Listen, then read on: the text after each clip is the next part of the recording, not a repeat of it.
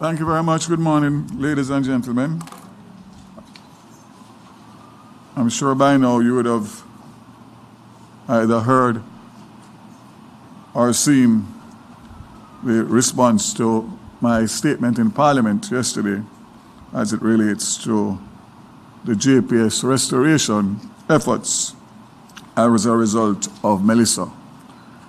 There was some question and answers after, which has caused some level of confusion, and I'm here this morning to basically just give a quick outline of exactly what has transpired to where we are today. So, Jamaicans will recall that a license was issued, electricity license, in 2001. That license was renewed in 2016 and expires in 2027. The license requires that the government of Jamaica indicate by July 2025 the status of their decision as it relates to the license that expired in 2027. We responded in June 2025 as the government of Jamaica to indicate that we would not be renewing the license on the current terms, and that any license that was going to be issued would be on newly negotiated terms. Firstly, because we believe that the license was flawed in the first place, and secondly, a license that is 25 years old does not reflect the changes and the landscape in the energy sector.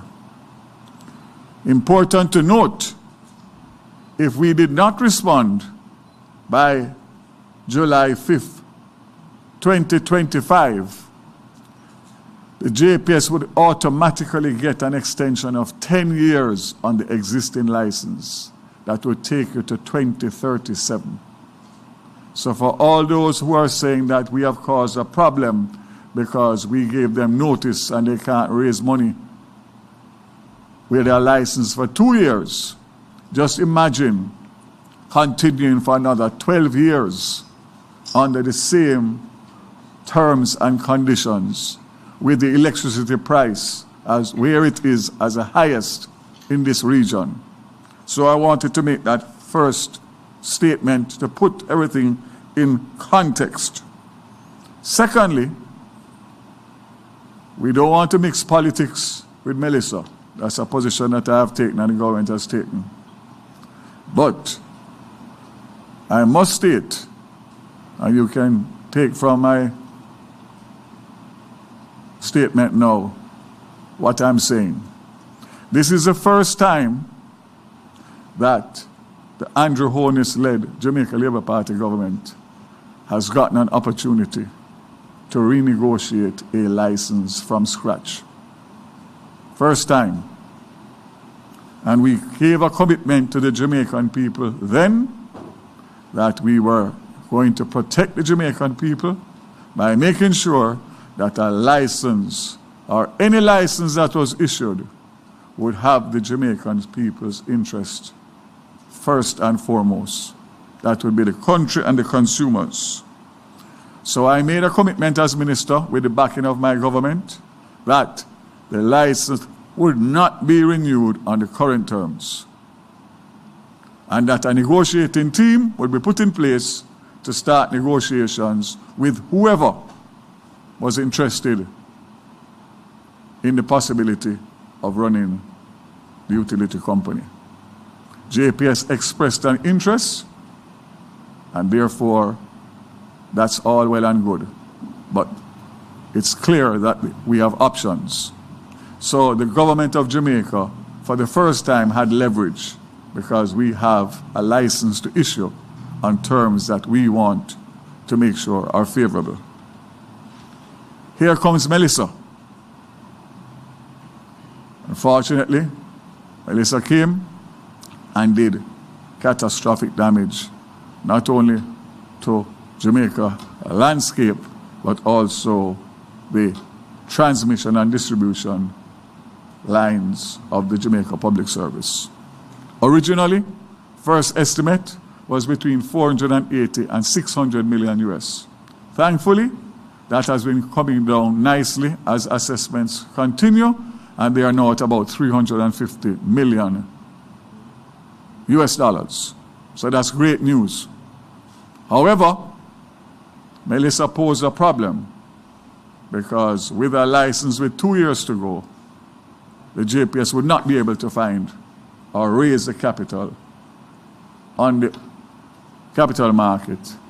And first thing that they said was that they would need a 15-year extension of the current license in order to be able to raise capital. They met with the multilaterals, who were very, very anxious to help on an emergency basis, but they too said that they needed between 8 and 10 years extension in order to protect their loan. So the minister here and the government and the cabinet were in a pickle for two reasons. One, an extension on the existing license, despite the fact that we had Melissa, would be a breach of faith in relation to the commitments that were given. Secondly, we would not have time to negotiate any amendments, even on an interim basis, to speed up the restoration and be able to speed up the restoration at the same time. Huge problem, because the fact of the matter, as was said in Parliament by all my colleagues yesterday, the people want light.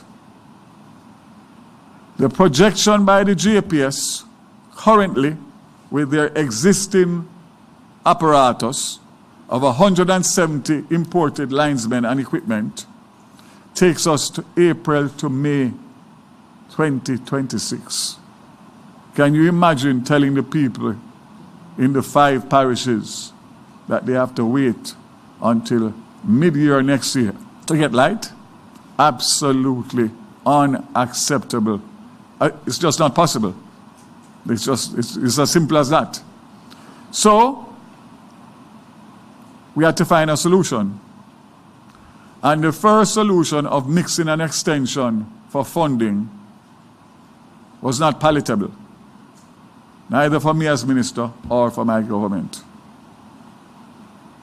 So on Monday morning, after several different iterations and negotiations and proposals, we had a meeting with the Minister of Finance, the Financial Secretary, myself and the Permanent Secretary, President and CEO of JPS, and the Chairman. And I made it clear on the outset that we are not discussing an extension and funding. We are separating both. That was agreed.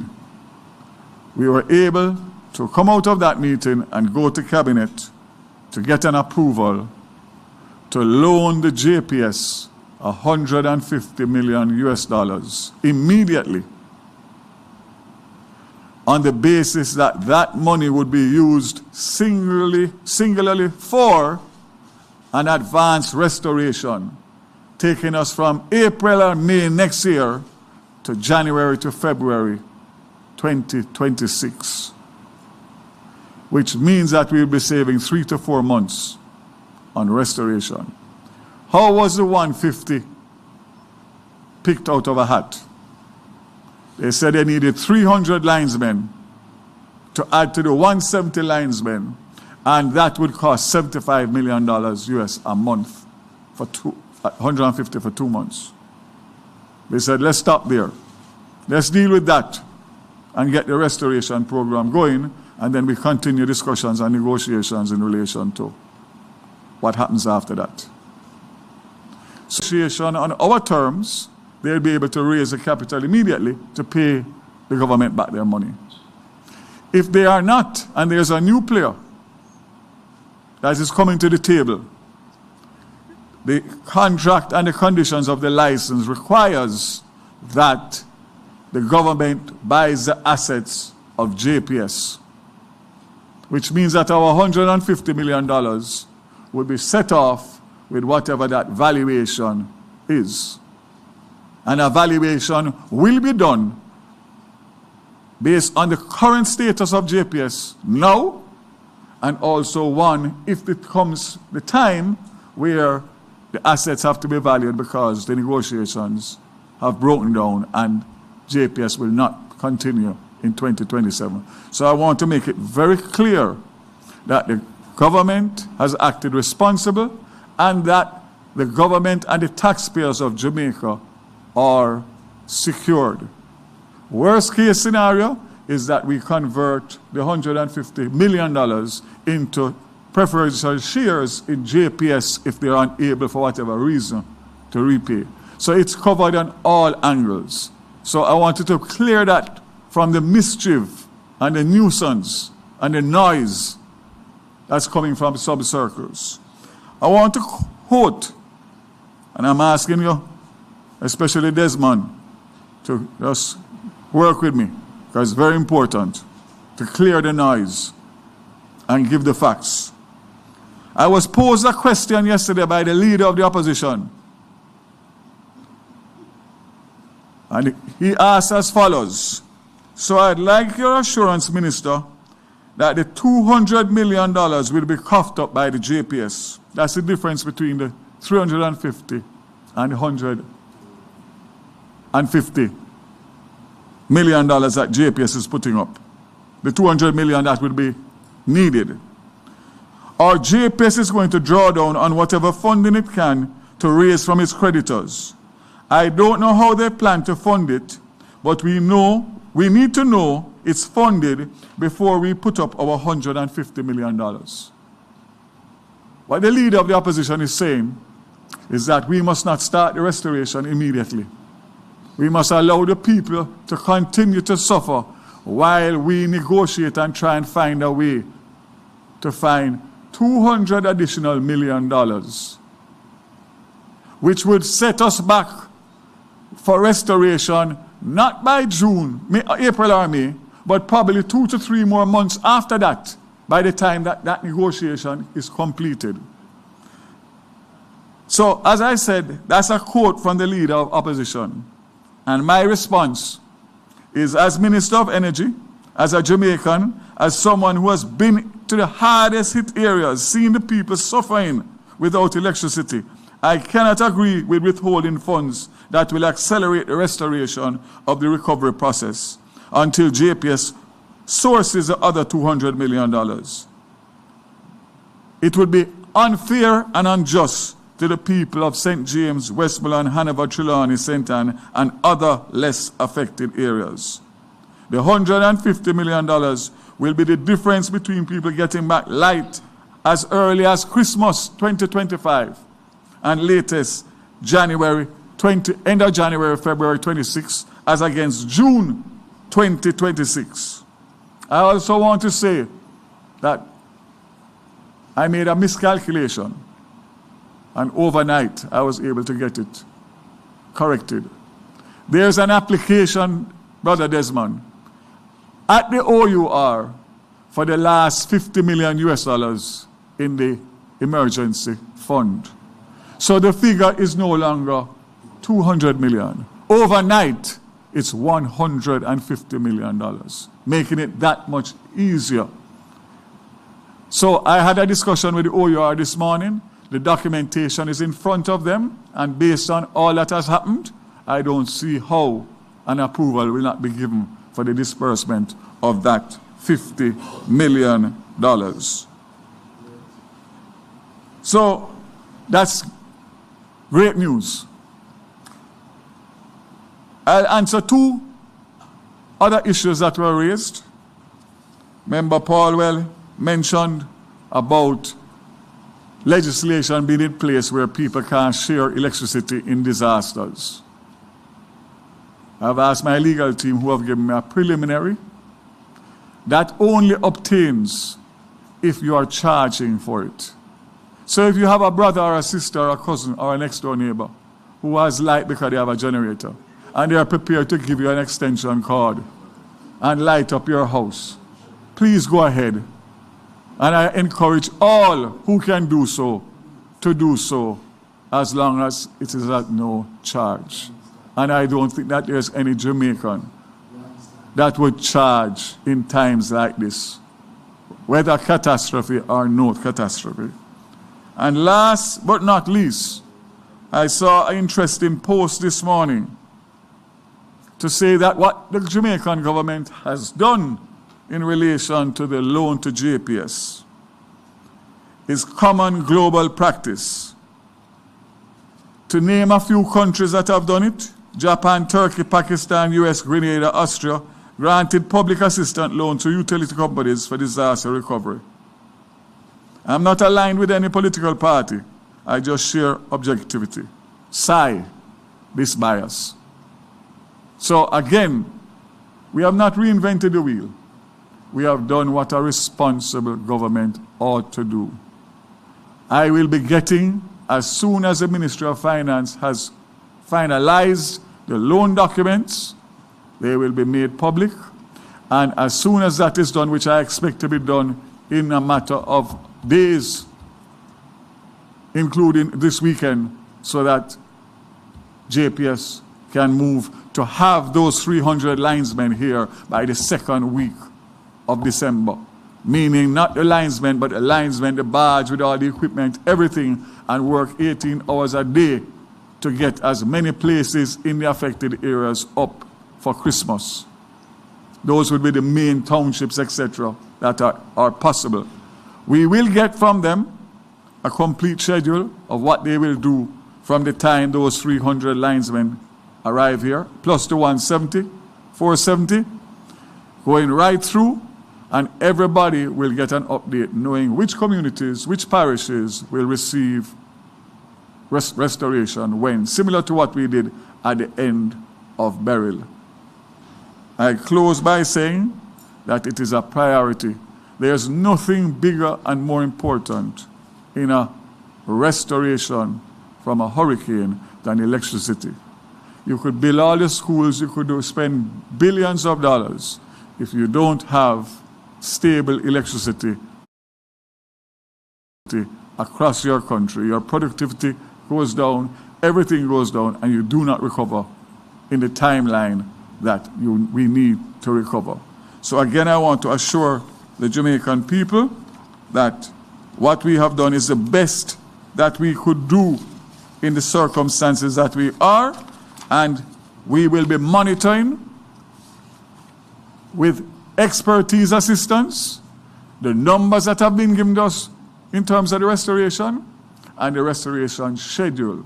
It's not money that we are giving out without the requisite transparency and accountability from the persons to who are receiving that money. I will keep you updated, and I just urge you, listen to informed information, listen to the government, listen to me, listen to my colleague ministers, and remember that at all times there are persons that do not have the best interests of the country and the people of Jamaica at heart. I leave you to be the judge. God bless Jamaica.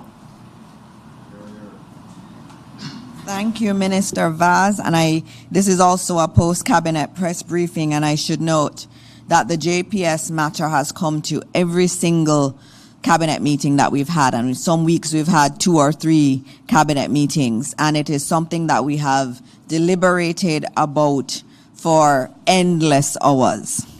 And the solution that we have now is one that the cabinet feels very strongly is actually in the interest of the people of Jamaica. In cabinet, whenever JPS comes, our question is, how many people will have light for Christmas? We keep asking that question. We keep saying you have to move more quickly.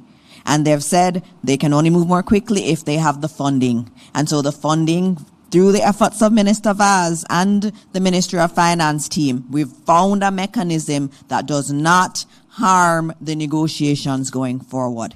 And this ensures that Jamaicans will get light. More people will have light for Christmas. That was our goal, and that's what Minister Vaz has been able to expertly give to the people of Jamaica. Thank you, Minister Vaz. And now we have